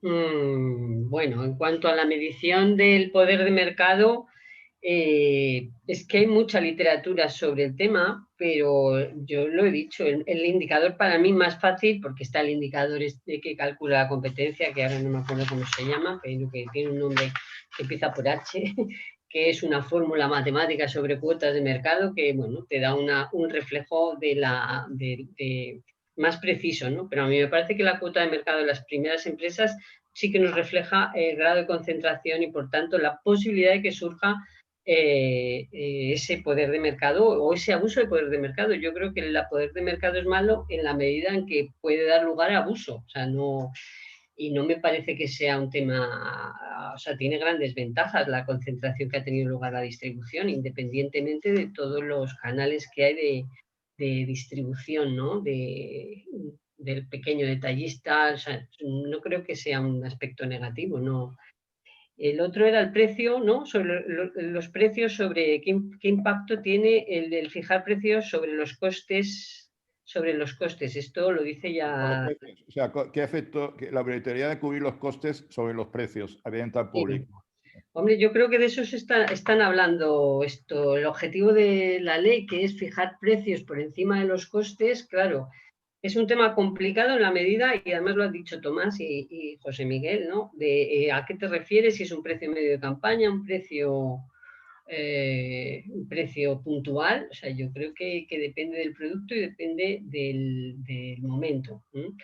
La teoría lo que nos dice es que los precios siempre cubren los costes de producción, pero puede haber momentos en los que ni siquiera, o sea, que te resulte más ventajoso entrar en pérdidas, y eso también nos lo dice la teoría, que puedes obtener beneficios, ¿no? Entrando en pérdidas, beneficios a medio o a largo plazo, en el sentido que se remuneren tus factores de producción. Yo creo que de lo que se está hablando aquí, que es el equilibrio de la cadena de valor, esto no puede impedir el funcionamiento del mercado. O sea, esto no son medidas para impedir que se produzca una negociación de precios, o incluso lo que está detrás, o con lo que se persigue, que es fijar un precio mínimo de venta, un precio mínimo de una transacción. En cada momento se producirá el precio de equilibrio, y lo que yo creo que sí que es útil es todo este conjunto de normas que tratan de regular, ¿no? Y de establecer un marco donde se produzca esa negociación. Muchas gracias. Había otras preguntas que yo dirigiría un poco a María José, aunque quizás José Miguel también pueda contestar sobre la experiencia francesa, ¿no? Hay por un lado una cuestión que nos incorpora Céline, que no sé si eres francesa, Céline, me imagino que sí. En que hablas, por ejemplo, que hubo consultas en Francia, consultas con el sector agrícola durante 6 meses, y plantea que en España no se ha dado lo mismo. No sé, esto quizás se pueda aclarar. Por otro lado, una cuestión sobre datos oficiales. En ese sentido también uniría con otras preguntas en las que se plantea cuáles son, qué se está haciendo para mejorar la información estadística, para establecer referencias, yo diría en España, pero bueno, también hay que ver en Francia, aunque ya lo has comentado en tu presentación, María José, qué se está haciendo para mejorar pues, lo que serían las estadísticas, toda la base de información para lo que sería el seguimiento de los mercados y el cumplimiento de estas leyes. Si queréis, empiezo por la cuestión francesa. Efectivamente, como os decía al principio de la presentación, los Estados Generales de la Alimentación ha sido un proceso de concertación y, como os decía, ha sido muy valorado. Pero ojo, que aquí no se ha dado solo la voz al sector productor. O sea, que aquí, cuando opinamos todos, y cuando se trata de consulta pública, se trata de consulta pública en Internet. Y efectivamente, la consulta pública recibió 160.000 contribuciones de todo el mundo. Y, por ejemplo, para que os hagáis una idea, ahora en Francia el plan estratégico de la PAC se está sometiendo también a una consulta pública a los ciudadanos. Entonces, a veces a los productores, por ejemplo, aquí los productores consideran que el dar la palabra a cualquier ciudadano de cuestiones tan técnicas, pues es contraproducente. O sea que, en fin, todo tiene, desde el punto de vista aquí de los sindicatos, su parte positiva y su parte negativa. Y en cuanto a ver si está funcionando y cuáles son los indicadores, bueno, como bien hemos hablado, las interprofesionales, yo creo que eso es algo que sí que tendríamos que mirar bien y aprender algo de los franceses, y es que ellos tienen la concertación en torno a las mesas de la interprofesional, y es el sector el que se sienta, y esas tablas que os he puesto en la pantalla son el sector las que las financia y las que las hace. Porque yo recuerdo cuando estaba de funcionaria, que sigo siendo funcionaria, pero ahora estoy en París, cuando estaba en el ministerio, siempre se estaba pidiendo al ministerio que tenía que dar más información y más información. Aquí en Francia la información llega del propio sector. Y ese debate se tiene previo, ese debate de cuántos son los costes, de cuánto es previo, porque en esa mesa en la que se sientan para fijar los indicadores, el debate es muy complicado, pero evidentemente se están adelantando un poco los problemas. Y luego simplemente deciros, que también lo preguntaba Céline y otro colega también, sobre las negociaciones, cómo están funcionando. Realmente hay indicadores. Os voy a dejar aquí en el chat un link porque el gobierno ha hecho un informe, para aquellos que lean francés, como va a ser el caso de Céline, el gobierno francés ha hecho un informe de evaluación de 2 medidas, no de la que os he dicho de los contratos, pero sí de las medidas de la limitación de las promociones y del incremento del umbral de renta pérdidas. Y una de las cosas que dice el informe es que a día de hoy, 2 años después de la puesta en marcha de la ley, son incapaces de evaluar si ha tenido algún impacto sobre los productores, sobre las rentas de los productores. ¿Por qué? Porque los datos de las rentas, que son sobre todo a través del RICA, como sabéis, llegan con 2 años de retraso, con lo cual a día de hoy todavía no podemos ver si realmente ha llegado algo al productor o no. O sea que tendremos que esperar unos años más para conocerlos. Y por último, aprovecho que tengo la palabra, Chema, a otra persona que preguntaba. En Francia, el Código de Comercio establece que las negociaciones comerciales del último eslabón, en este caso, es decir, del que va justo con la distribución, con el minorista, se tiene que desarrollar en un periodo concreto y el Código de Comercio establece que se tiene que desarrollar todos los años del 1 de diciembre al 1 de marzo. Y eso quiere decir que todos los agentes tienen un calendario y eso les obliga a que antes del 1 de marzo todo el mundo va a conocer más o menos sus condiciones, porque aunque el Código de Comercio solo establece obligación para el último eslabón, pues eso tira también hacia abajo y hace que sea la época de movimiento de las negociaciones comerciales. Tema, si me permites también explicar un poco el tema de de comentar las consultas con el sector, el proyecto de ley. Yo creo que aquí se hizo la información pública de este proyecto el 1 de abril y desde el 1 de abril pues se mantuvo abierta esa ventanilla a través de la página web para recibir todas las observaciones del sector. Hemos tenido al mismo tiempo 3 reuniones del Observatorio de la Cadena Alimentaria donde se ha ido abordando periódicamente pues, los avances en este tema y luego, como he dicho, se han recibido multitud de observaciones y de alegaciones de todo el sector. Pero quiero también poner encima de la mesa que hemos sido, que este es un tema prioritario y muy importante y hemos sido muy rápidos. O sea, quiero recordar que el 13 de enero fue el momento cuando tomó posesión el Gobierno y el 25 de febrero aprobamos ya el Real Decreto Ley 5/2020. O sea, prácticamente en un mes de estar ya formalizado como Gobierno y como el Ministerio con sus altos cargos. Y en menos de 8 meses pues tenemos ya un proyecto de ley encima de la mesa. O sea, hemos trabajado muy rápido, pero al mismo tiempo también se ha escuchado a todo el sector. Hemos tenido muchísimas reuniones con todos ellos para que cada uno nos haya expuesto sus opiniones. O sea, que ha habido ocasión de hablar con el sector y conocer las distintas opiniones. Muy bien. Unas preguntas que quería dirigir a los economistas, a los académicos de aquí del panel, que también tienen que ver con la eficacia, ¿no? Pregunta, por ejemplo, Gabriel, a Isabel, ¿no? Que ha descrito muy bien la realidad estructural del sector, que explica el contexto en el cual se desarrollan las relaciones comerciales y que quizás pues una ley no pueda cambiar o modificar esta realidad estructural a través de una cláusula de costes mínimos. Es decir, que hay cierto escepticismo, ¿no? En cierta medida. Y esto lo vinculo con otra pregunta que también puede también contestar Tomás sobre, además de la normativa de la ley de la cadena, ¿qué otras políticas podrían fortalecer el poder de negociación de los productores? Bueno, yo la pregunta no sé, no la he entendido muy bien. Yo lo que he querido reflejar en los datos que he expuesto y que es lo que me habéis pedido es un poco la realidad estructural, ¿no? Digamos, cómo está el sector y cuáles son sus relaciones o qué se puede o cómo podrían ser que se puede derivar de esa realidad, en el sentido de que digamos, la dinámica estructural, pues sí que es verdad que te lleva a esa preocupación de la necesidad de un reequilibrio de la cadena de valor.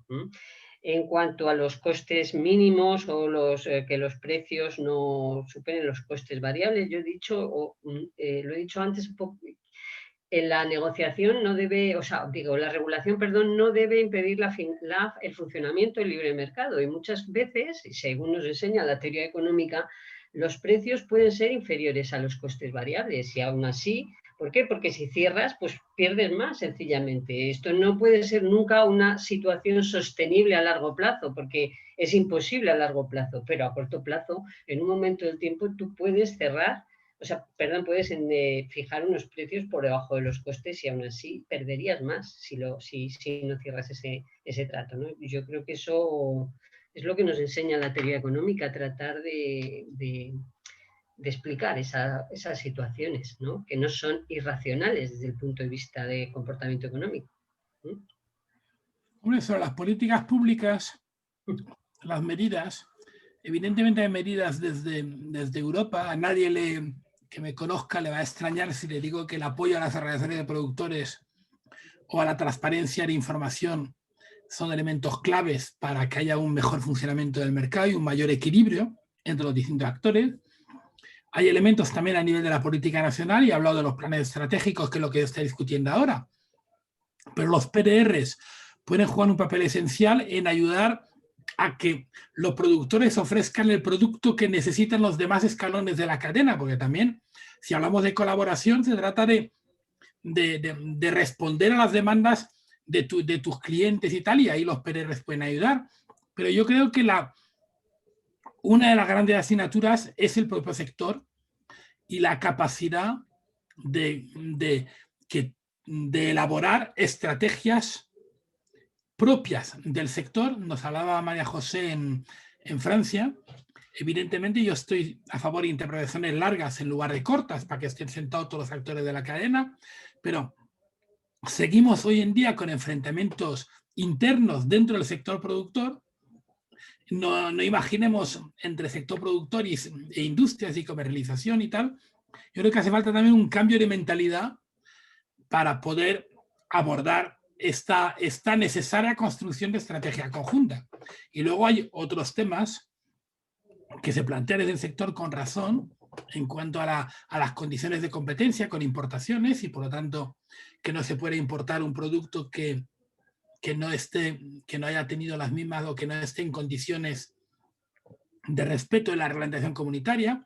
He visto que la Junta de Andalucía hoy ha lanzado una campaña, bueno, ha hecho público una campaña muy potente para meterse con las empresas que reetiquetan producto como español, producto importado. Es decir, hay una multitud de actuaciones en las distintas administraciones a nivel de inspección y tal, pero hay una asignatura muy importante que no querría que se minusvalorara, que es el propio cambio de mentalidad del conjunto del sector para construir estrategias de colaboración entre ellos.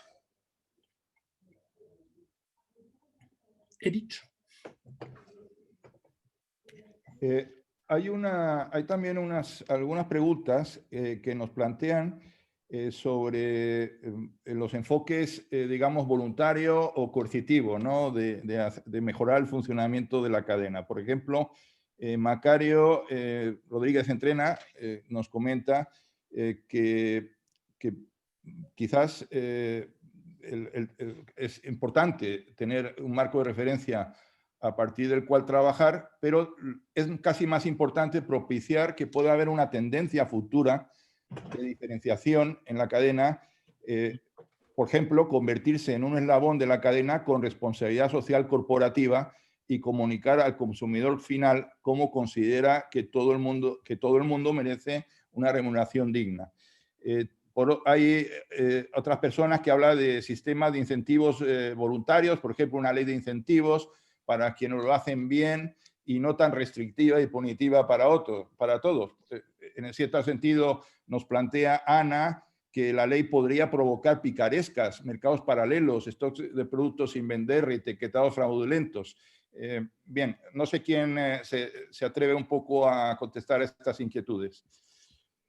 Yo puedo contestar en el tema del tema de las normas voluntarias. Pues yo creo que la ley del 2013 y la ley actual lo mantiene, la posibilidad de que las empresas que quieran adquirir compromisos más exigentes que lo que está establecido en la ley, que es una ley de mínimos, pues pueden suscribirse en el Código de Buenas Prácticas de la Contratación Alimentaria. Es un código que está abierto y que, bueno, que en estos años, desde el año 2013, no ha tenido un amplio grado de adhesión, y concretamente en uno de los eslabones, que es el de la distribución, solamente hay 2 cadenas importantes de la distribución que están adheridas. Entonces, la ley permite el poder llegar a compromisos más exigentes a través de esas buenas prácticas y de ese catálogo o de ese código en el cual pues, pueden comprometerse las empresas, desde los agricultores, la industria y la distribución, a tener unos compromisos más exigentes. En el caso francés, ¿hay alguna pregunta específica sobre los efectos sobre los precios de venta al público, ¿no? de esta ley? No sé si se tiene información. María José. Sí, sí hay información, pero es que va muy ligado con los otros dos mecanismos, las otras dos medidas que no he explicado, porque una de ellas es la limitación de las promociones, que se limitan las promociones en valor y en volumen en Francia, y otra de ellas, que yo creo que es la que más polémica ha generado en relación con la inflación, es que se obliga a que en el último eslabón de la cadena haya un 10% de margen, es decir, que yo compro €1 y tengo que vender a 1,10. Entonces, eso cuando se puso la medida encima de la mesa hubo muchísimas críticas porque se dijo que eso iba a tener un efecto clave y muy negativo sobre los consumidores y sobre la inflación. La teoría de la medida francesa es que hay muchos productos reclamo, por ejemplo, la Coca-Cola o el Bacardí, una serie de medidas en las que la gran distribución tiene margen cero o incluso negativo, y lo que dice la ley es tú tienes que tener un 10% en esos productos sí o sí, para que los productos en los que tú te estabas sacando más margen para compensar lo que perdías con la Coca-Cola, en las frutas y hortalizas, en la leche, puedas bajar un poco el margen y pagarle un poco más al productor. Esa es la teoría de la medida francesa y eso no ha resultado en mayor inflación. Conforme al informe del gobierno francés, lo que se dice es que esa medida no ha supuesto más inflación por varios motivos. El primero, porque los productos reclamo en los que la gran distribución tenía margen negativo o poco margen eran muy pocos, era más o menos el 7% del total. La segunda, porque lo que se ha hecho es que como esa medida no aplica a los productos de marca de distribución, los consumidores muchas veces se han ido a comprar el producto de marca de distribución que no ha subido ese incremento, que no ha sufrido ese incremento. Y por último, lo que viene a decir también el informe, que yo creo que es bastante revelador, es que la gran distribución, cuando se le han prohibido hacer unas cosas, ha utilizado otras técnicas para reducir los precios y seguir compitiendo. Con lo cual, el consumidor no lo ha notado y la gran pregunta es, ¿lo ha notado el productor? Que es lo que todavía no sabemos. Con lo cual, inflación no, efecto sobre el productor desconocido. De momento. Muy bien, vamos avanzando hacia la parte final, pero bueno, no me puedo resistir a plantear una serie de inquietudes más específicas, ¿no? sobre aplicación de la ley. Quizás José Miguel podría aclarar. Hay aspectos como inquietudes sobre cuándo se va a hacer efectiva realmente una extensión de norma por parte de las interprofesiones en temas de contratos. También se habla, alguien comenta sobre la aplicación o la puesta en marcha de un registro de contratos, y también existe la inquietud sobre la inspección, la capacidad de inspección de la ICA, ¿no? Si se está reforzando esta capacidad inspectora. Dejo ahí caer estas inquietudes más específicas. Hay otras, pero no nos da tiempo pues, para transmitirlas. Sí, respecto a la última, el refuerzo de la ICA como organismo de inspección y control, bueno, pues eso se ha trasladado en los presupuestos que se pretenden aprobar ahora con el Gobierno. Hay unas partidas adicionales de presupuesto para dotar de más medios y más recursos a la Agencia de Información y Control Alimentarios. Al mismo tiempo, queremos recordar que el control no solo corresponde a la AICA, sino que también las comunidades autónomas pueden hacer controles e inspecciones, y de hecho hay una labor intensa por parte de AICA de coordinarse con las distintas comunidades autónomas para multiplicar los controles y pues, poder llegar a más operaciones comerciales. En cuanto al registro de los contratos, esta es una demanda que se nos ha planteado en las distintas reuniones que hemos tenido con el sector. y nos lo han solicitado especialmente los productores. Tiene sus ventajas, evidentemente si tuviéramos un registro en el cual todos los contratos que se celebran cada día en España estuvieran en una especie de nube o en una especie de registro online, pues tendríamos pues todos los precios de una manera automática y podríamos dar a un botón y decir cuál es el precio que se está ahora pues vendiendo los tomates o cuál es el precio del cereal. Eso como idea y como concepto pues me parece a mí a nivel personal muy interesante, pero de llevarlo a la práctica lo veo muy complicado, aparte de por el coste que supondría para la administración el poner en marcha esa nube donde hay millones de operaciones al día, como una carga también para los operadores que tendrían que estar subiendo a la nube diariamente todos esos contratos. Pero bueno, también podría ser, y esto lo enlazo con las organizaciones interprofesionales, con la otra pregunta, podría ser un trabajo que podrían abordar a nivel sectorial algunas organizaciones interprofesionales y podrían hacer esa extensión de norma para decir, bueno, pues en este sector creamos esa nube y creamos esa obligación de comunicar a la interprofesional. Hubo algún antecedente con la interprofesional láctea que tenían que depositar los operadores una copia del contrato en la interprofesional. Bueno, pues a lo mejor en un futuro sí que podría existir ese mecanismo, a lo mejor de una manera piloto en algunas interprofesionales y luego ya de una manera más extensa a nivel nacional.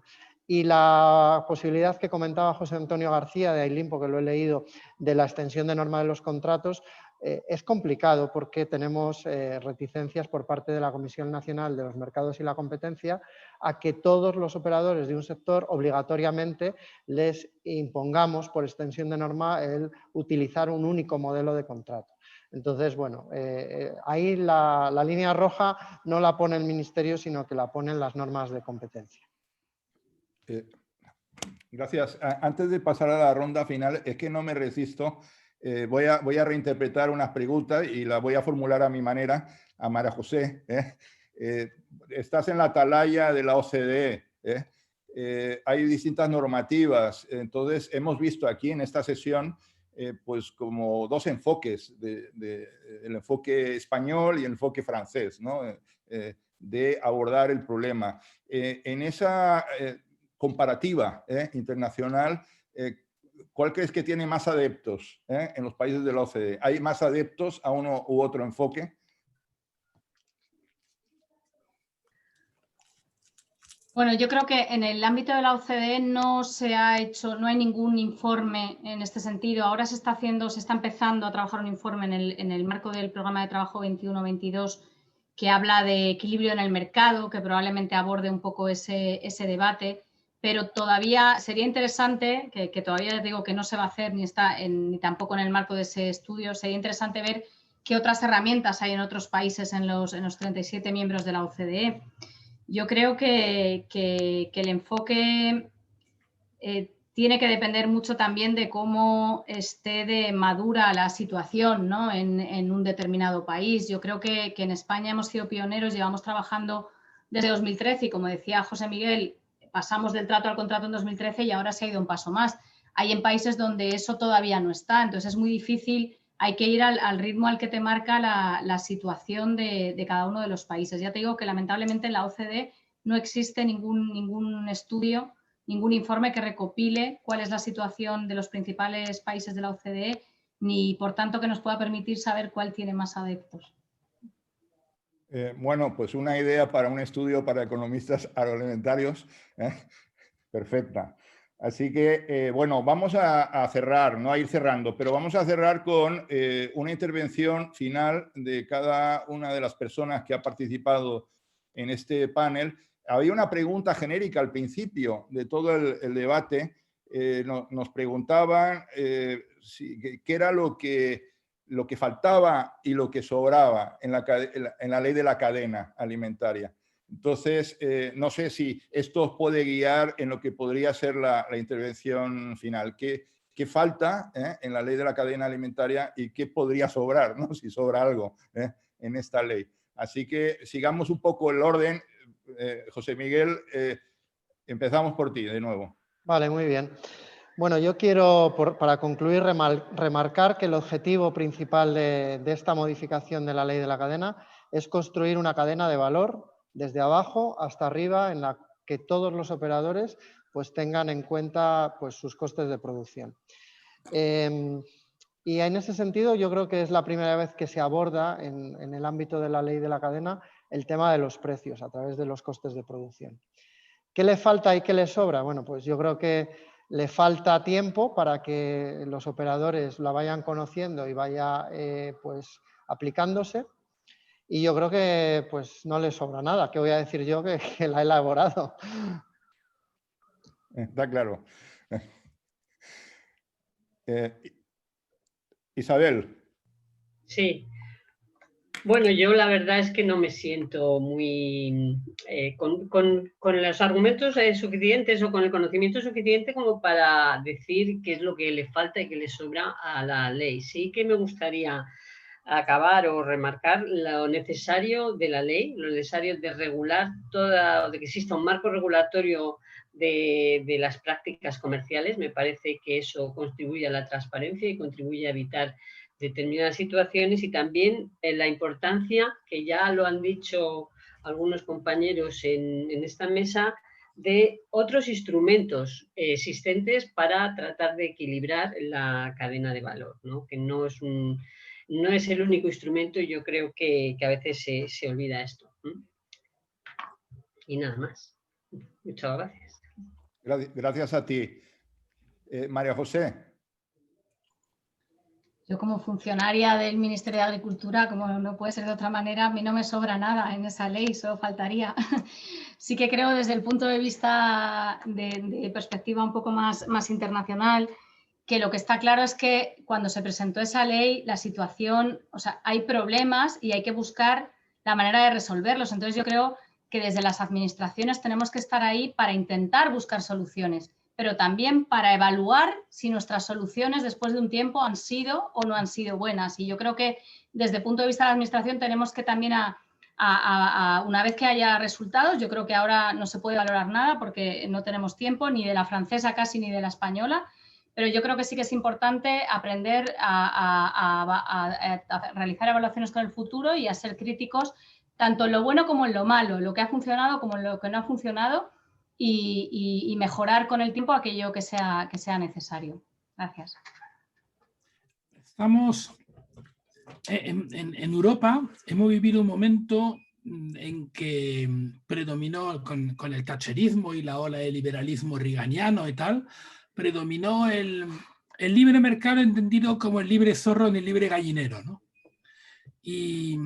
Y lo hemos visto cuáles eran las consecuencias que podía pasar en un sector tan desequilibrado como la agricultura, y a partir de ahí ha habido un punto de inflexión, y poco a poco todos, por distintos caminos, hemos ido buscando maneras de responder para construir un equilibrio. Entonces, se ha hecho en Europa, poco a poco, con el último ejemplo de la directiva, se hizo en Europa con las organizaciones de productores y toda la posibilidad de extenderlo a otros sectores. Se han desarrollado códigos de prácticas voluntarios, ombudsman en el Reino Unido. Francia ha tenido su EGalim. Nosotros estamos todos buscando, ninguno tenemos la respuesta ni la seguridad de haber encontrado la piedra filosofal. Está claro, estamos todos buscando y no han hecho, y habrá que tropezar y que volver a levantarnos, ¿no? Yo quería concluir insistiendo en la necesaria, podemos todavía mejorar mucho en España para contribuir a este equilibrio, aprendiendo de lo que pasa en nuestros vecinos. Y, por ejemplo, a mí hay una figura que existe en Francia, en el sector que mejor conozco y que más cariño le tengo, que es el de las frutas y hortalizas, que son las asociaciones de organizaciones de productores comerciales, amparadas y protegidas por la sentencia Endivias de la Corte de Justicia, que permiten avanzar también mucho en la vertebración del sector, y estamos muy lejos, muy lejos de haber utilizado plenamente los instrumentos que ya existen. Entonces, avancemos todos. He dicho. Muchas gracias. He dicho, dice. Muchas gracias, Tomás.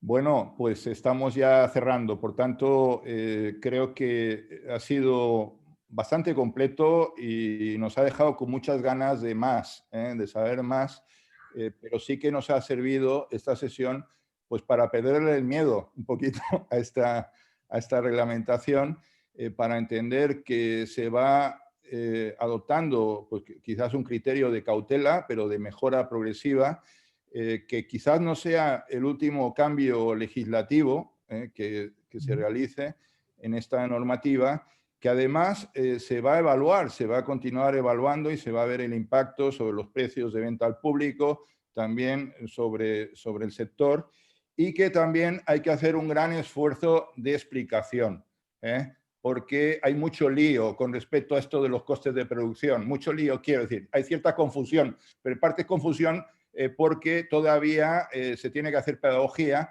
y se tiene que entender de qué estamos hablando y que no estamos en una normativa que esté rompiendo el mercado, sino que está intentando que funcione mejor. Y esa es un poco la idea de la ley de cadena alimentaria. Por tanto, yo quiero agradecer a José Miguel, a Isabel, a María José y a Tomás por haber compartido este espacio. Quiero agradecer a las más de 160 personas que se han ido enganchando durante este tiempo y que han participado en los chats, y perdonen pues, por no haber tomado en cuenta todas las preguntas, eran tantas, y que quedan ahí, y que además también agradecer la iniciativa de la Asociación Española de Economía Agroalimentaria, a Marga y a Eva, las copresidentas de la asociación, al Ministerio de Agricultura, Pesca y Alimentación, pues por un ejercicio de transparencia y de explicación, y también a Cajamar por haber apoyado la realización de este webinar. Así que si no hay ninguna cuestión adicional, pues quiero agradecer y desearles pues, que tengan una gran tarde y un gran resto del día. Muchísimas gracias. Se cuiden. Gracias. Se cuiden. Gracias a todos. Gracias. Gracias. Muy bien. Gracias.